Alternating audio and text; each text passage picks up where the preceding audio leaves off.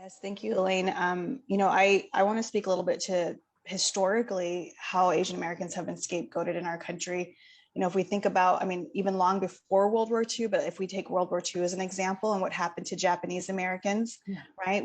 We had someone coming off our shores and there was a threat perceived to the American ideal or to American soil. And so in that moment, Japanese Americans were very much targeted and scapegoated.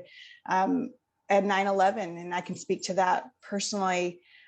In Mesa, Arizona, Balbir Singh Sodhi was one of the first men that were shot in the series of hate crimes after 9/11 towards Arabs, Sikhs, and Muslims. And he actually was down the street from where we lived in Mesa, Arizona. He owned a gas station.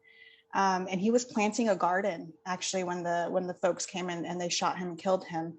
And he had just donated to the victims of 9/11 actually, September 15th. So it was just a few days after. And I remember that really clearly. And I remember what you're talking about, Elaine, with the amygdala and what happened to my body. At that time I was in high school, but we had a small business, and my dad put an American flag outside of our business for the first time. And I remember watching him and thinking, Dad, why are you doing this? And he said, well, I need them to know that we're not one of the people that they need to be hurting. And I remember being really struck by that. And as again, with the brain and the body, my family was hyper vigilant for quite some time, going to the same grocery stores and neighborhoods that we would typically go to. It just did not seem the same. And I do think at that moment, Asian Americans that looked like me happened to be scapegoated, right? People that appeared Arab or Muslim or Sikh.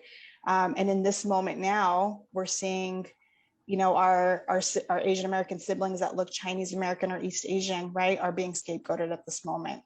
And so to me, when I think about that question of scapegoating, I really think about the concept of otherness, right? We usually scapegoat communities that are not ours, that are other or different than us.